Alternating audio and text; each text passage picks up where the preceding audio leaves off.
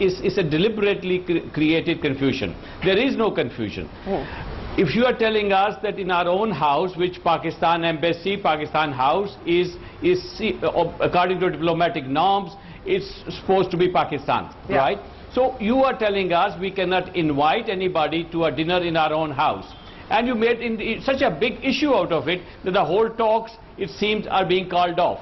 We have said that we will come and we'll talk on all issues, and if it is going to start with terrorism, yes, we will start with terrorism.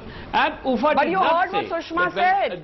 Tariq Sahib, you heard what Sushma Swaraj said? I heard what the dear lady said. But the fact of the matter is that meeting these people who you call non-entities, I mean, this was, you have just created, a storm out of a teacup. I mean, if the persons would have come to Pakistan House in New Delhi and met people, let me please finish. Okay, finish your point. You have created an issue which should be a non-issue. I mean, we have always come and talked to them. Okay, you called off the Foreign Secretary talks last time because our ambassador... But if it's a non-issue, why is it so important to you? Mr. Azim, no, I mean, if it's a non-issue, why is it so important to you? Barkha, you keep going back to UFA. Remember when I was in London, we talked to you. UFA never said that please you cannot invite Hurriyat leaders. And please do not make an issue. And just know what happened. I mean, in today's talks, when we said he's going to bring 3 dossiers with him regarding involvement of India in Pakistan, especially in Pakistan and Karachi, immediately you came up with a new Tariq Azim, there's also Dawood Ibrahim, sir. Tariq Azim, if we're going to trade charges, we have Dawood Ibrahim, we have his wife living in Karachi, we have the phone numbers, we have the phone bills. So Vivek Karjo has a question for Tariq Azim. Go ahead, Vivek Karjo. I think if the Indian External Affairs Minister and Indian dignitary were to go to Pakistan and invite the Baluchi separatists to the Indian High Commission, would that be all right? Well, how will you react? The issue is that your own National Security Advisor has said in as many words that if anything else happens in India, we will make sure that Pakistan does not have but please answer my question directly. I asked you a specific question, sir. I asked you a specific question. Give a specific answer. Indian High Commissioner here always invites everybody from all fields, from all political parties. Not Baluchi separatists, who favor. Not Baluchi separatists. I don't know what you call separatists. I mean, these people, you're talking about, some of them belong to well-recognized political parties, and they're always invited into the India, any reception that India has of Pakistan. Yes, Dullat, you said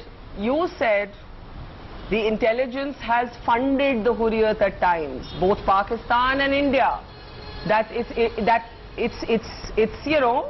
done the world over. This is slush funds used for courting separatists. In that case, why should they be the centerpiece of whether these talks should happen or not? I didn't realize, I had almost gone to sleep, Barkha, but I didn't realize that the money was going to be discussed tonight.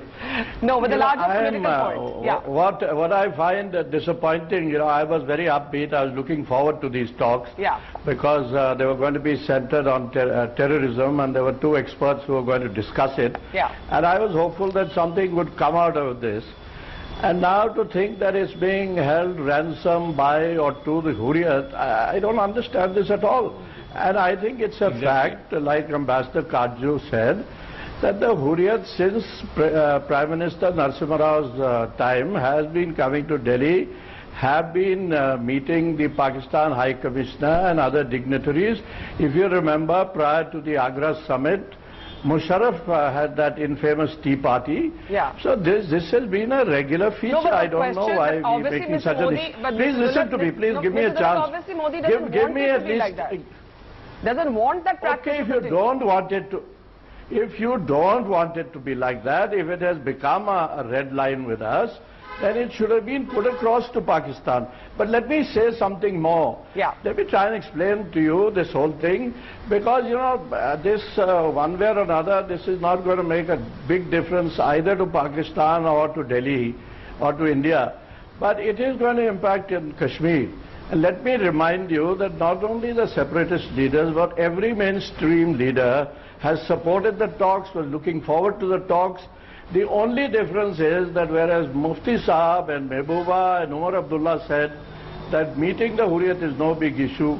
Dr. Farooq Abdullah said it is better if the Hurriyat doesn't go to Delhi and let these talks take place. But at the end of it, it all amounted to the same thing.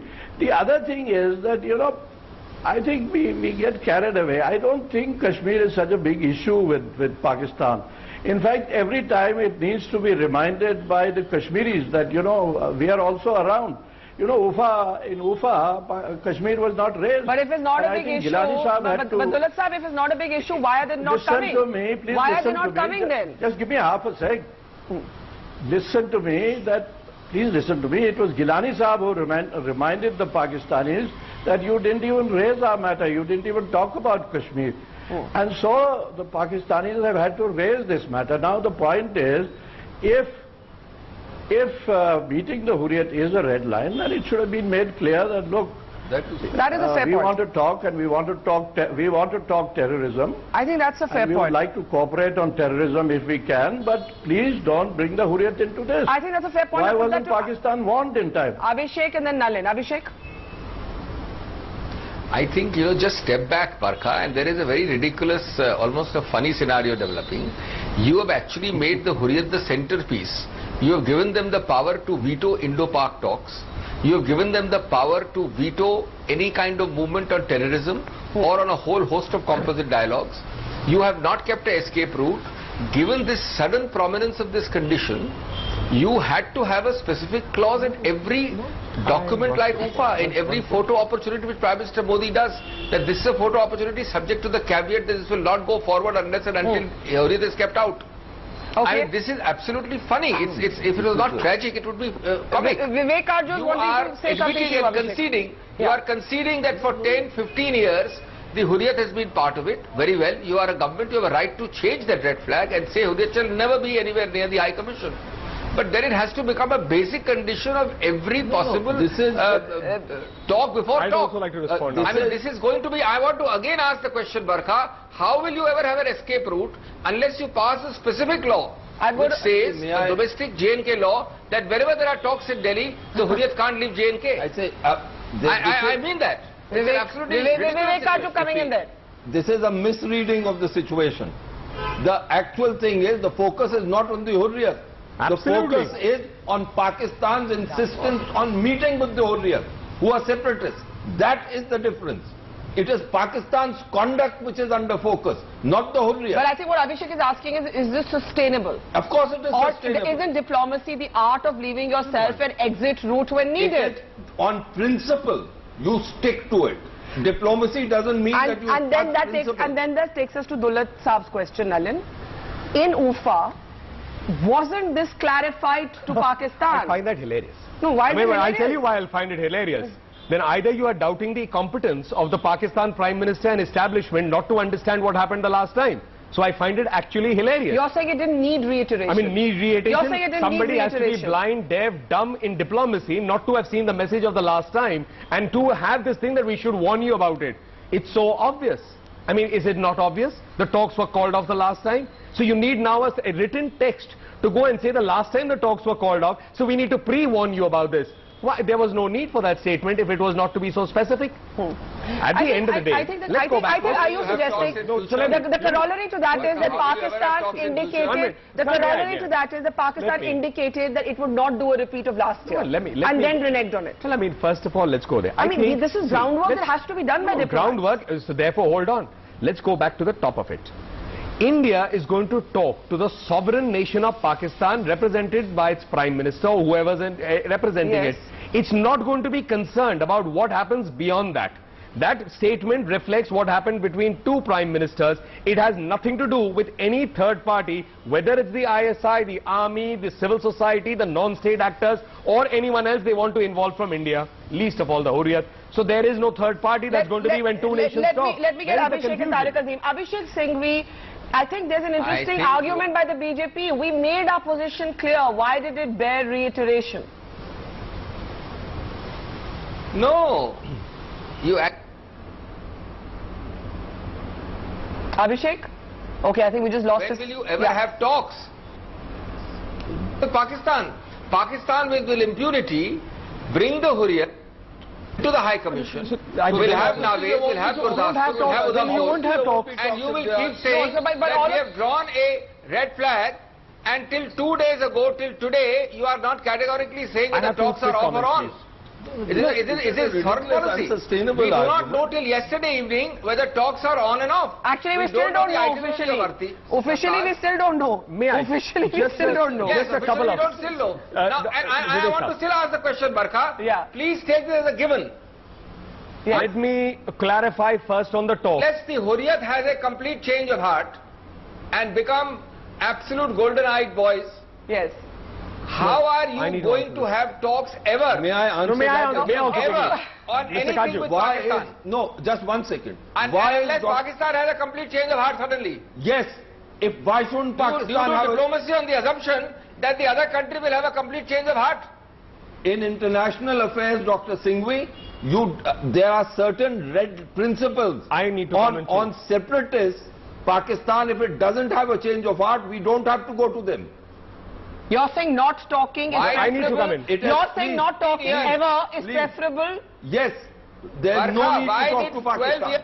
If they are not willing to adhere to international... Narasimha Rao made a mistake. I have no reluctance in saying that. Because he succumbed to expediency instead of adhering to principle. Okay, Nalin Kohli. Just calming down for a moment. Just calming down for a moment. There will be different positions. There are going to be views always. Okay, now let's come back again to the basic point.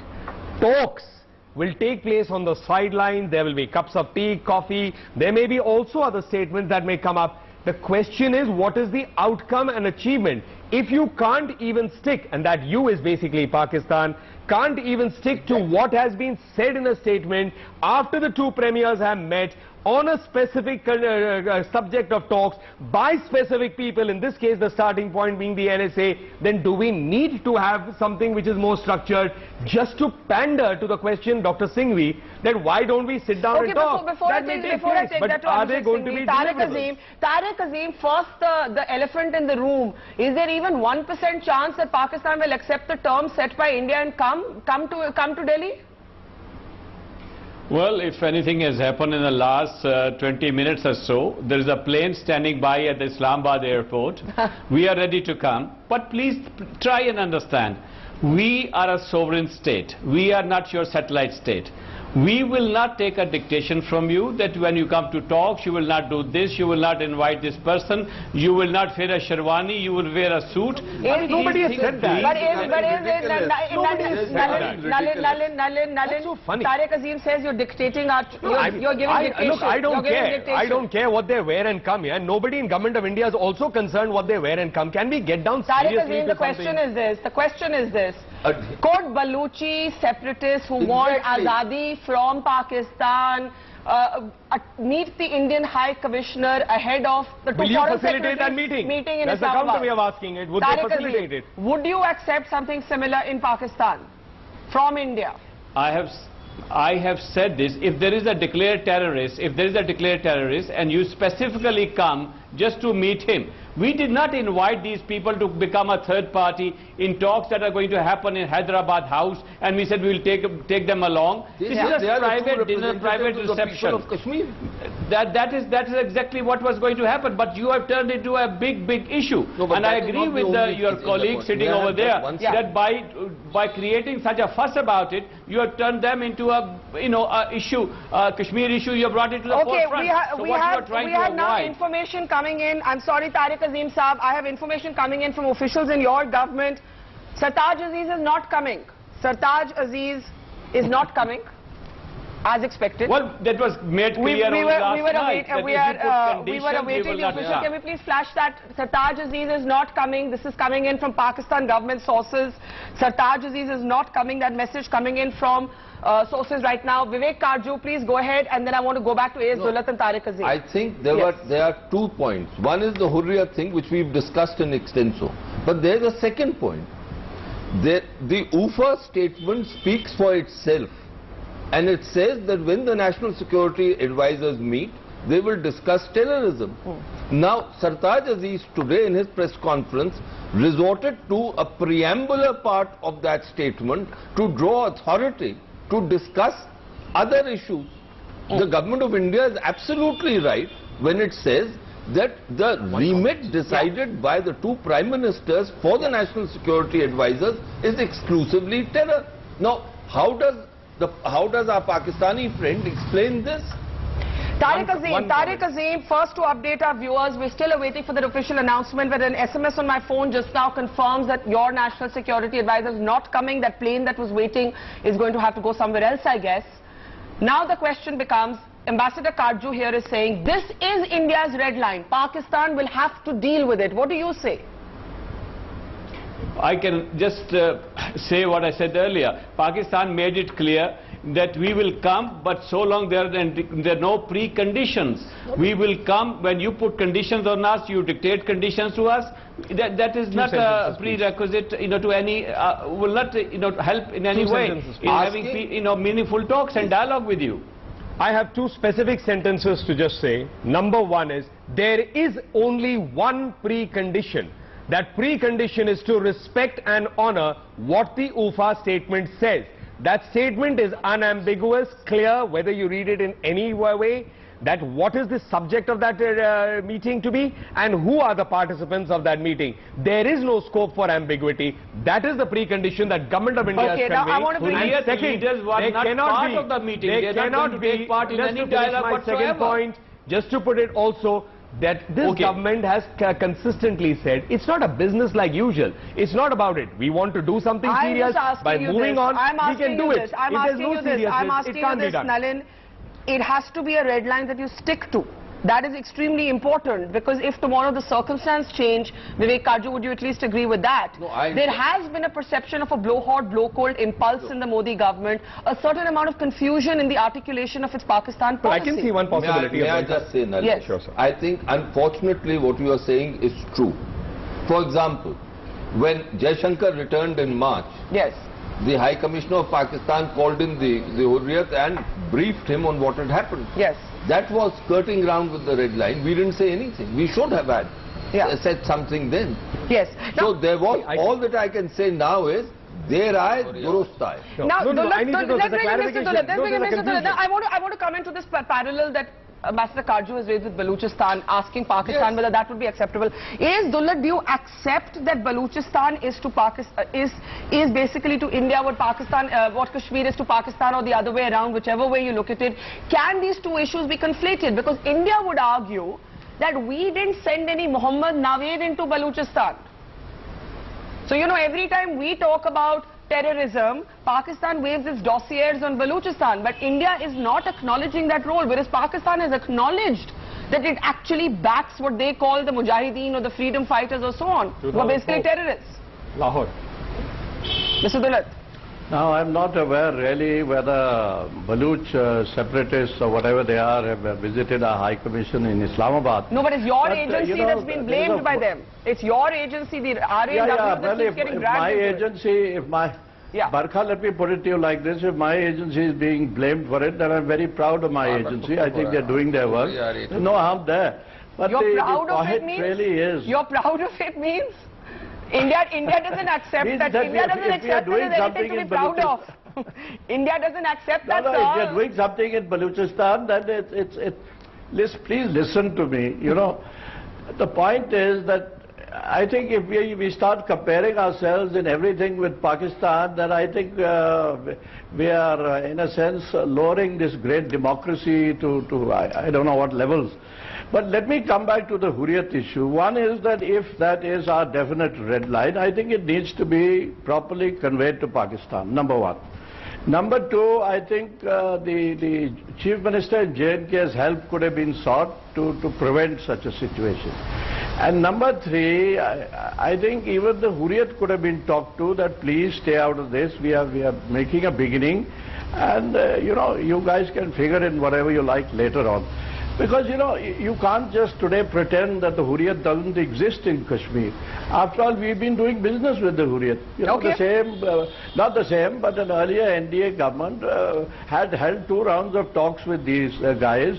All our top leaders, Dr Manmohan Singh, Sonia Gandhi, Mr. Vajpayee, Advani ji, everyone has met the Hurriyat at some point of time or the other. Yes. So I want to just emphasize. The policy has changed. Please convey it across. I don't think it's a big issue. Vivek Arjun and Abhishek Singhvi, this by the way, as we confirm, the Sartaj is not coming. I think Mufti Sahib could handle this. With the greatest respect to Mr. Dullat, yes, there is a domestic context of Jammu and Kashmir. The Indian leadership can talk to all Indian nationals, and absolutely, the Hurriyat are Indian nationals as far as we are concerned, whatever they may think. There is a foreign aspect. Sorry for butting in, but I did mention that in the past, as you know, Ambassador Kajju, that I don't want to argue here, but the question is, you know for a fact, we know for a fact, that they have come and met Pakistani leaders. They have met the High Commission. They come here, you know, twice or thrice a year for whatever occasion. May I complete my argument, sir? Please, sir, please. Yes, thank you, sir. Yeah. My point is that there is a domestic context to J&K and there is a foreign context. The foreign context is Pakistan's occupation of that territory. Now, why are we allowing Pakistan to continue with its intrusive role in J&K through the Hurriyat? That has to be severe. Okay, but what we are then saying, Abhishek Singhvi, you said there's a break in foreign policy, that what actually worked across two governments is sought to be changed. But there could be an argument that that change is healthy, that India, Pakistan were stuck in more of the same, more of the same, more of the same. You know, every time a drama like this happens, we feel we've seen it before. So do you not think that perhaps drawing new red lines may, though I can see your argument as well, but may just provide a new impetus to talks being more meaningful and not just for the sake of photo ops? Your question is answered just now by you. How? You've seen the health. Talks in tatters. Yeah. Sartaj Aziz is not coming. Yeah, he's not coming. 3 incursions across the border. Ceasefire violations 1,000 and no talks with Pakistan. Only photo opportunities at UFA and at the SARC law inauguration. At the SARC inauguration. So you are saying more, it will lead to more meaningful talks. Where are you now? But what happened to Manmohan Singh's Pakistan project? 10 years of UPA. Number two. Ambassador Kajju says, what did you do in 10 years? 1 minute. In 2 years, yes. Point number 2, there is no doubt that Pakistan is opportunistic. It is no doubt that Pakistan loves to tease, to provoke, to try, and the same applies to the Hurriyat. But my problem is that the government of India has played into their hands. The government of India has created a situation and a context without thinking at all. Okay, now for 10 years, when you had government after government, obviously this is not a fundamental red line. Obviously it would not break the entire basis of Indian foreign policy. Just because Mr. Modi wants to show that he is very, very strong, he makes a red line and then doesn't think of Nalin on the red line. Nalin on the red line. As we now have a confirmation that Sartaj is... Nalin, I have a question on this red line. Okay. Was the red line not muddled? 1 minute. Was the red line not muddled